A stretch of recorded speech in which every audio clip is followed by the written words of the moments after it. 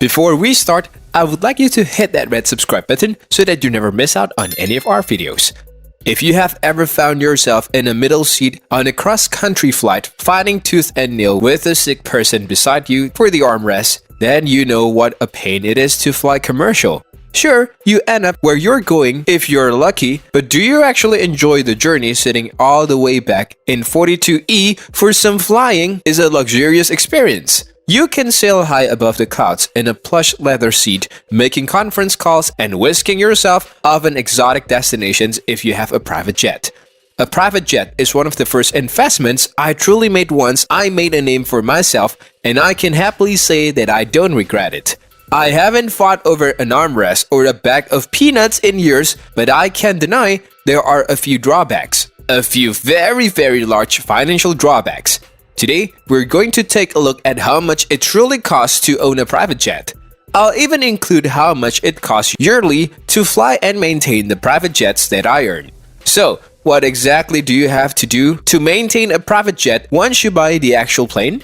Private jets aren't a one-and-done situations. You have to pay for every takeoff, every landing, every bag of peanuts and bottle of wine. Then I'll rent the fees that you have to pay whenever your plane has a layover. There are landing fees which vary from 100 to 500 bucks where you have to pay for every single landing your plane makes. There's also hangar fees which cover the cost of parking your plane in a hangar. After all, if you have spent $100 million on your plane, chances are you're not going to want it sitting out in the rain. On average, hangar fees land around $81,000 per year. If you want your plane parked and ready to go at an airport like LAX, they charge up to $12,000 per month, adding up to a staggering $144,000 per year. Of course, flying is considered a rather dangerous endeavor, so you'll need insurance and not just one kind of insurance which covers damage to the plane, and all of its systems runs around $34,000 per year. On top of that,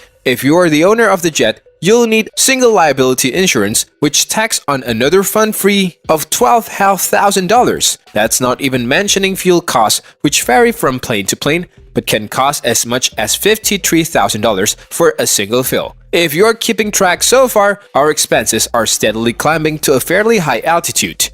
Now sure, the plane is important, but unless you're a pilot, you are going to need a crew and you're going to have to shell out quite a bit of money to keep them around. On average, you can expect to pay about $215,000 per year for a pilot, co-pilot, and 2 flight attendants. You have to pay overnight fees for your crew, which include launching, transportation, and food.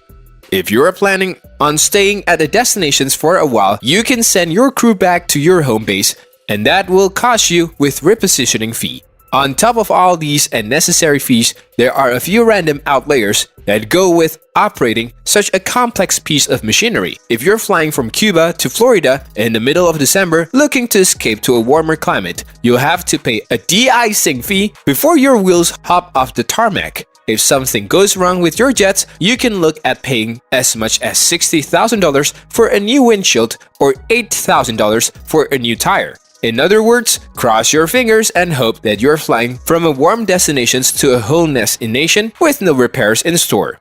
Now let's get down into the nitty-gritty of the piece difference between aircraft. The most common private jet in the world is this Cessna Citations XLS, a small firecracker of a jet. They can seat 8 people along with 4 crew members. The Cessna is a bit dated, but it's often upgraded and fitted with all new tech and luxurious touches. Buy an updated Cessna will cost you around $14 million. If you want to buy a 10-year-old basic model, it will run you about $4 million. If you are flying around 200 hours per year, that's enough to jet from LA to London about 15 times, it will cost you around $805,000 to maintain the plane. That rounds out to about $10.15 per mile, but maybe you want something a little nicer than the old Cessna Citations XLS. Maybe you want something luxurious like the Gulfstream 650. I can't say enough about this plane, which is actually the one I decided to purchase years ago. This jet has a lounge area with a sofa and a flat-screen television that pops out of a credenza. The credenza also has an added bonus, a wine cabinet where chilled bubbly awaits. In my case, it's normally a nice white wine. There's also a dining room in a private stateroom where a couch folds out into a double-sized bed. For being 30,000 feet above the ground, the bed is fairly comfortable and I've had my fair share of nights in the Mile High Club. I have many lovely memories on my Gulfstream G650, but that hasn't come without investing a fair share of my money into it. It costs about $1.6 million a year to operate the Gulfstream, to fly 200 hours per year, which is around my average. That's all for today. I hope you liked the video. If you do, make sure you hit that like button and subscribe to the channel so that you never miss any amazing videos from us.